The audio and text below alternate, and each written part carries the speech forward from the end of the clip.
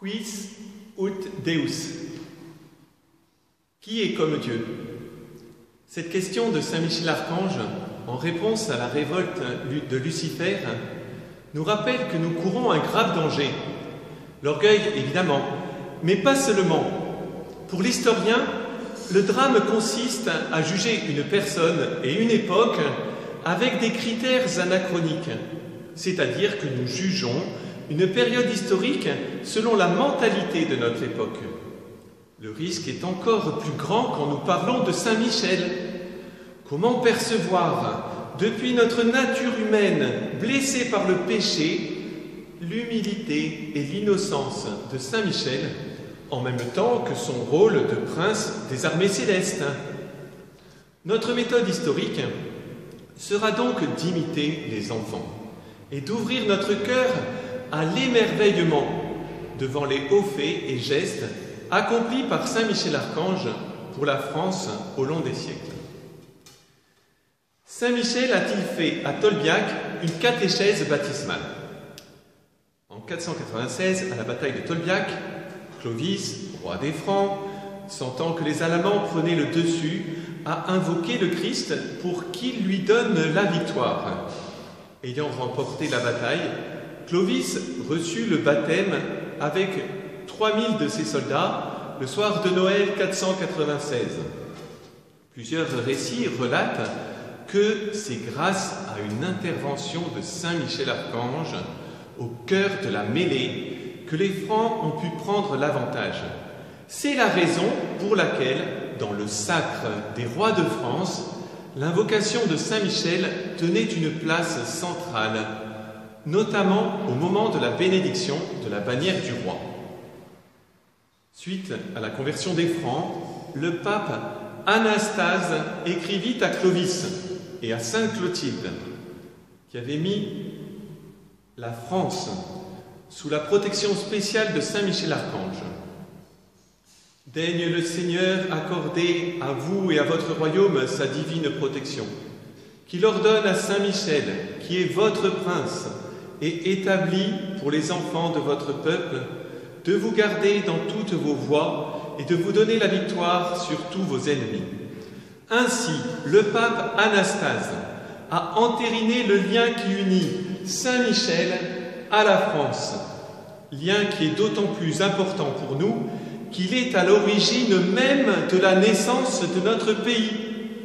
Pour aider la France à mener à bien sa vocation, le Seigneur lui a donné le guide le plus puissant et le plus sage qui soit, le premier des anges, Saint Michel. Comment Saint Michel a-t-il fait d'un îlot rocheux un sanctuaire unique?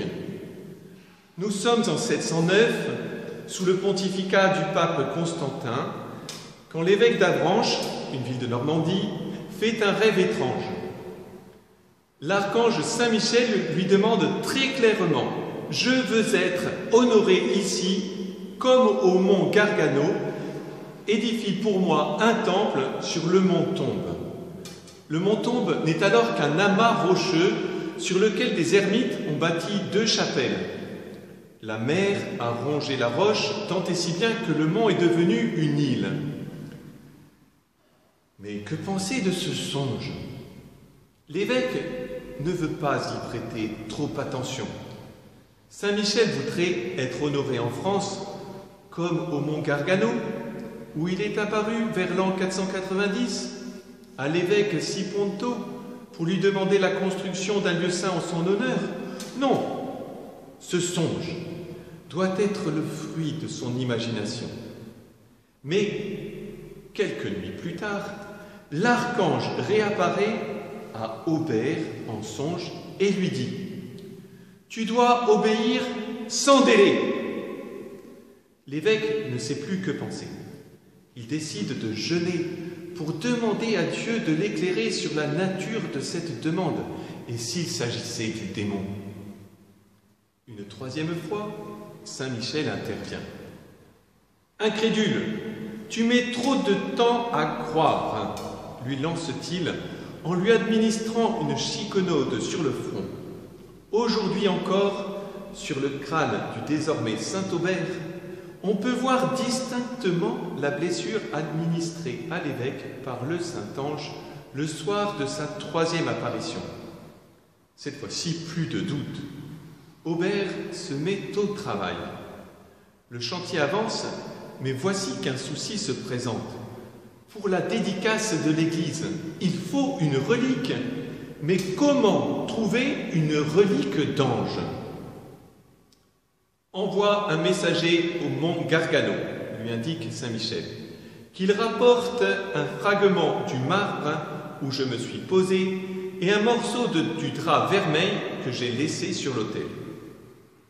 Sur le voyage du messager, de nombreux miracles sont accomplis. À la mort de l'évêque en 725, l'église du Mont est déjà devenue un lieu de pèlerinage.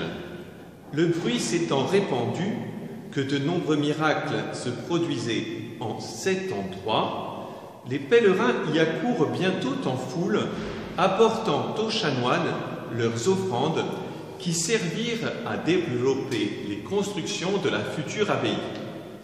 Les monarques ne dédaignèrent pas de suivre la foule, et le Mont reçut la visite de Childebert II et de Charlemagne.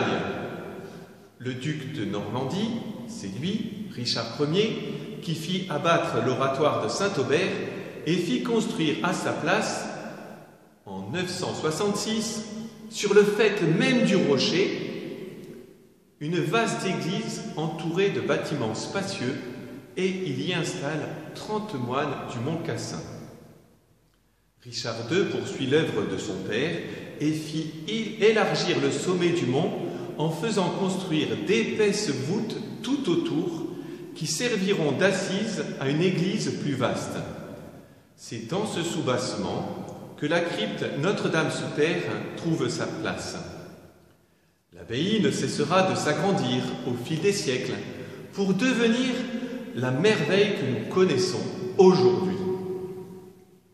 Quant au pèlerinage, il ne cessera de se développer et devint une institution du IXe au XIe siècle, conduisant à l'établissement du réseau des chemins montés, dont la première mention connue date de 1025. Aux alentours de l'an 1000, le mont Saint-Michel faisait l'objet de la vénération du monde entier. Les documents d'archives parvenus jusqu'à nous confirment que les pèlerins venaient en effet de toutes les provinces de France et de plusieurs pays européens. Originaires d'Écosse et d'Irlande, ils traversaient l'Angleterre puis la Manche en bateau. Beaucoup venaient également du Sud, d'Espagne, d'Italie. De nombreux témoignages concernent surtout des pays germaniques, allemands, Allemagne, Suisse, Pays-Bas, Belgique. On en connaît également quelques-uns pour l'Europe de l'Est, la Pologne par exemple. De nombreux hôtels et églises lui furent dédiés en Italie, en France, en Allemagne, en Angleterre et en Espagne, à travers toute l'Europe jusqu'en Irlande et en Russie. La présence de ces lieux de culte est généralement attestée sur des sites élevés exceptionnels, propres à frapper l'imagination des hommes, comme à Saint-Michel d'Aiguille, où le sanctuaire se trouve au sommet d'un pic volcanique. Quel est le véritable vainqueur de la bataille de Poitiers? En 732, toute la moitié sud de la France fait objet de fréquentes incursions des Sarrasins venus de l'Espagne, alors occupée par le califat omeyyade.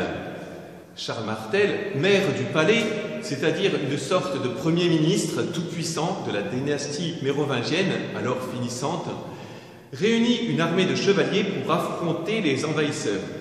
Cette rencontre décisive a eu lieu à proximité de Poitiers. Après un âpre combat, la cavalerie franque met en déroute l'armée arabe dont le chef, l'émir Abdelrahman, est tué dans la bataille. Cette victoire est décisive à plusieurs titres. D'abord, elle met un terme aux conquêtes musulmanes en Europe occidentale, obligeant les Arabes à ne plus s'aventurer au-delà des Pyrénées. Elle assure la pérennité de la foi chrétienne sur l'ensemble du territoire français. Par ailleurs, le prestige que cette victoire a conféré à Charles Martel a également joué un rôle déterminant pour légitimer la dynastie carolingienne fondée par son fils Pépin le Bref. Conscient de l'importance de cette victoire et certain que c'est grâce au secours de Saint-Michel qu'il a pu la remporter, Charles Martel, dès son retour de Poitiers, fait envoyer son épée au Mont Saint-Michel pour rendre hommage à celui qu'il considère comme le véritable vainqueur de Poitiers. Plus tard, quand Saint-Michel apparaîtra à Jeanne d'Arc pour tirer à nouveau notre pays d'une situation désespérée, il lui demandera d'envoyer chercher une épée toute rouillée dans la chapelle de Sainte-Catherine de Fierbois. Voici les minutes de son procès à ce propos. Tandis que j'étais à Tours, j'envoyais chercher une épée qui se trouvait dans l'église Sainte-Catherine de Fierbois derrière l'autel. Comment saviez-vous que cette épée fut là? Cette épée était en terre, toute rouillée, et la garde était ornée de 5 croix. Je sus qu'elle se trouvait là par mes voix, et l'homme qui l'alla chercher ne l'avait jamais vue. J'écrivis aux ecclésiastiques du dit lieu qu'ils voulussent bien m'envoyer cette épée, et ils me l'envoyèrent. Bien que Jeanne ne le mentionne pas, la ferveur populaire a très vite conclu que cette épée n'était qu'autre que celle de Charles Martel. Ce qui est sûr, c'est que ce n'est pas lui qui a pu la déposer dans la chapelle de Sainte-Catherine de Fierbois, car elle n'existait pas en 732. Mais si Saint-Michel a insisté pour que Jeanne récupère cette épée, on ne peut exclure qu'il ait lui-même placé à Fierbois celle reçue du vainqueur de Poitiers. La fille aînée de l'Église aurait-elle pu exercer sa mission sans l'aide de Saint-Michel? Prince et patron de l'Empire des Gaules, tel est le titre que l'empereur Charlemagne a voulu donner à Saint-Michel Archange. Clovis lui avait déjà consacré le royaume des Francs, mais Charlemagne l'a confirmé en faisant représenter l'archange sur l'étendard de son armée, avec inscrite la formule « Voici Michel, grand prince, il vient à mon aide ». Une fois encore, ce lien entre la France et Saint-Michel est au cœur de la vocation chrétienne de notre pays. En pleine expansion du christianisme, Charlemagne met Saint-Michel sur ses drapeaux au moment où il fait de la France le rempart de l'Église, le défenseur du pape. En 1674, il apporte son aide au pape Adrien, menacé par le roi des Lombards, Didier.